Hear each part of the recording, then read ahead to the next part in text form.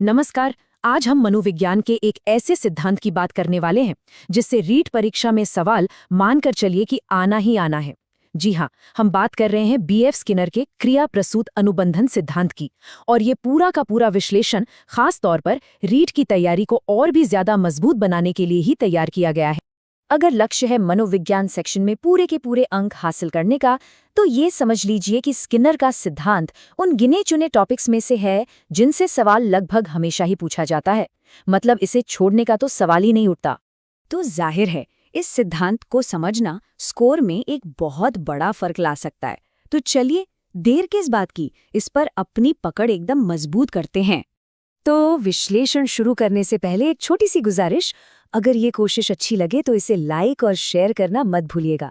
और हाँ, चैनल को सब्सक्राइब जरूर कर लें ताकि ऐसी कोई भी जरूरी जानकारी मिस ना हो जाए। ओके, तो आज का हमारा रोड मैप क्या है, एक नजर डालते हैं। सबसे पहले देखेंगे कि इस सिद्धांत के कितने सारे नाम हैं। फिर स्किनर के उस मशहूर प्रयोग को समझेंगे। इसकी जो खास शब्दावली है उसे देखेंगे। पुनर्बलन अनुसूची क्या होती है, इस पर बात करेंगे। और हाँ, परीक्षा के लिए सबसे जरूरी पॉइंट्स क्या हैं। और आखिर में इसकी तुलना करेंगे थॉर्नडाइक के सिद्धांत से। चलिए तो शुरू करते हैं पहले पॉइंट से। देखिए, इस सिद्धांत की कई पहचान है, मतलब इसे कई नामों से जाना जाता है। और मजे की बात यह है कि परीक्षा में कोई भी नाम आ सकता है, इसलिए इन सभी को जानना हमारे लिए बहुत बहुत जरूरी है।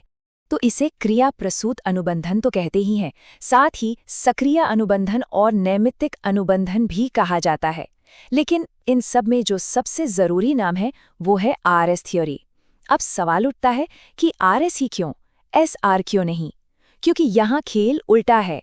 यहाँ पहले आर यानी अनुक्रिया रिस्पॉन्स होती है और उसके बाद एस यानी उद्दीपक स्टिमुलस मिलता है। ये थॉर्नडाइक की एसआर थ्योरी का एकदम उल्टा है और यकीन मानिए, यही छोटा सा अंतर परीक्षा के लिए सबसे ज्यादा महत्वपूर्ण है। चलिए, अब जरा कहानी के पीछे चलते हैं कि आखिर ये सिद्धांत आया कहाँ से। तो इसकी जड़ें जुड़ी हैं स्किनर के एक बहुत ही फेमस एक्सपेरिमेंट से। नाम तो सुना ही होगा, स्किनर बॉक्स। कहानी बड़ी सीधी सादी है। स्किनर ने क्या किया, एक भूखे चूहे को एक खास बॉक्स में बंद कर दिया। अब चूहा बेचारा भूखा था तो वो इधर उधर उछल कूद करने लगा। ये उसकी तरफ से एक अनुक्रिया थी, एक रिस्पॉन्स था। इसी उछल कूद में अचानक उसका पैर एक लीवर पर पड़ गया और जैसे ही लीवर दबा, उसे खाने का एक दाना मिल गया। ये खाना क्या था? ये था उसके लिए एक इनाम, एक पुनर्बलन। बस कहानी यहीं से बदल गई। चूहे को समझ आ गया कि भैया लीवर दबाने से खाना मिलता है। फिर क्या था, वो बार बार लीवर दबाने लगा। तो इस छोटे से प्रयोग से कुछ बहुत ही महत्वपूर्ण शब्द निकलकर सामने आते हैं, जो सच कहूं तो उस पूरे सिद्धांत की जान है। और रीट परीक्षा के लिहाज से इन शब्दों को समझना मतलब एकदम अनिवार्य है। तो सबसे पहला और सबसे सबसे जरूरी शब्द है पुनर्बलन, रीइंफोर्समेंट। सीधी भाषा में ये वो कोई भी चीज है जो किसी काम के दोबारा होने के चांस को बढ़ा दे। ये बात दिमाग में बैठा लीजिए, स्किनर के पूरे सिद्धांत का जो सेंट्रल पॉइंट है वो यही है, पुनर्बलन। अच्छा, अब ये पुनर्बलन भी दो तरह का होता है। पहला है धनात्मक पुनर्बलन या पॉजिटिव रीइंफोर्समेंट। इसका मतलब बड़ा सिंपल है, किसी अच्छे काम के बाद कुछ अच्छा देना। जैसे किसी बच्चे ने अच्छा काम किया तो उसे शाबाशी दे दी या एक टॉफी दे दी। इससे क्या होगा, वो उस काम को दोबारा करेगा, है ना? अब आते हैं दूसरे टाइप पर, ऋणात्मक पुनर्बलन। और इसे जरा ध्यान से समझिएगा, क्योंकि सबसे ज्यादा कंफ्यूजन यही होती है। एक बात गांठ बांध लीजिए, इसका मतलब सजा देना बिल्कुल नहीं है। नहीं, इसका मतलब है किसी बुरी या परेशान करने वाली चीज को हटा लेना ताकि अच्छा व्यवहार बढ़े। सबसे अच्छा एग्जाम्पल है कार का सीट बेल्ट। जब तक सीट बेल्ट नहीं लगाते, वो टी टी की आवाज आती रहती है। जैसे ही सीट बेल्ट लगाते हैं, आवाज बंद हो जाती है। तो यहाँ सीट बेल्ट लगाने का व्यवहार क्यों बढ़ा? क्योंकि एक बुरी आवाज हट गई।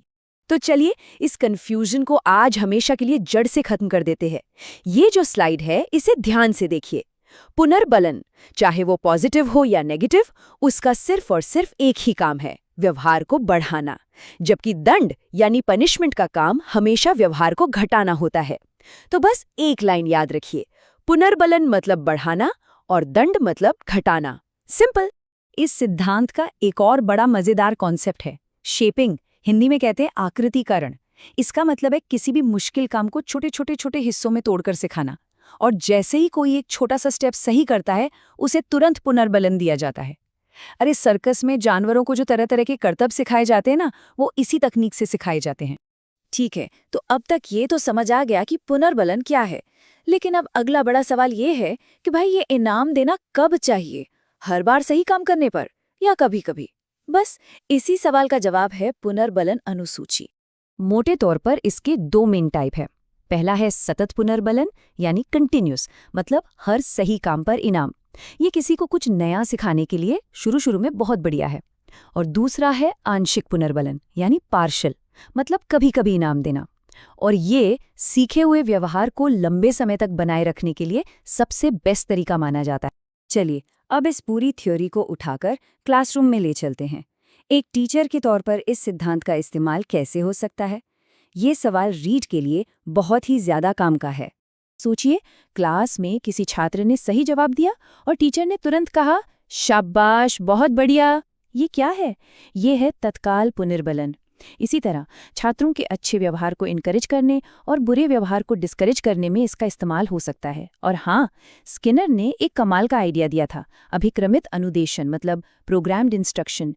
इसमें पूरे चैप्टर को छोटे छोटे हिस्सों में बांट दिया जाता है ताकि छात्र को हर स्टेप पर लगे कि हाँ, मैंने कुछ सीखा है, उसे सफलता का अनुभव हो।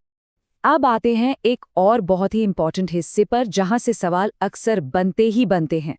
वो है स्किनर और थॉर्नडाइक के सिद्धांतों के बीच का फर्क। ये जो टेबल है ना, ये सारी कंफ्यूजन को एकदम साफ कर देगी। देखिए, थॉर्नडाइक की थ्योरी है SR, मतलब पहले स्टिमुलस या उद्दीपक आता है, जैसे बिल्ली के सामने मछली रखी गई, फिर वो रिस्पॉन्स करती है। वहीं स्किनर की थ्योरी है RS, यहाँ पहले रिस्पॉन्स होता है, जैसे चूहे ने पहले लिवर दबाया और फिर उसे स्टिमुलस यानी भोजन मिला। तो बस यही है मुख्य अंतर। थॉर्नडाइक में कहानी उद्दीपक से शुरू होती है और स्किनर में अनुक्रिया से। तो इस पूरे विश्लेषण के बाद अब आते हैं $1 मिलियन क्वेश्चन पर कि रीट परीक्षा में इस सिद्धांत से जुड़ा सबसे कॉमन सवाल क्या हो सकता है, क्या पूछा जा सकता है? और इसका जवाब ये रहा। अगर सवाल आता है कि क्रिया प्रसूत अनुबंधन का सबसे महत्वपूर्ण तत्व या की एलिमेंट क्या है, तो बिना 1 सेकंड सोचे जवाब होगा पुनर्बलन, रीएनफोर्समेंट। यही इस पूरे सिद्धांत की नींव है, इसका आधार है। तो ये था स्किनर के क्रिया प्रसूत अनुबंधन सिद्धांत का एक डिटेल्ड विश्लेषण। पूरी उम्मीद है कि इससे कॉन्सेप्ट को लेकर समझ और भी ज्यादा गहरी हुई होगी। अब हम ये जानना चाहेंगे कि अगला विश्लेषण किस टॉपिक पर होना चाहिए। अपनी राय नीचे कमेंट्स में जरूर बताइएगा। उम्मीद है कि ये विश्लेषण तैयारी में मददगार साबित होगा। अगर ऐसा है तो इसे लाइक और शेयर जरूर कीजिएगा। और हाँ, आगे भी ऐसे ही विश्लेषणों के लिए चैनल को सब्सक्राइब करना बिल्कुल मत भूलिएगा। बहुत बहुत धन्यवाद और तैयारी के लिए ढेर सारी शुभकामनाएं।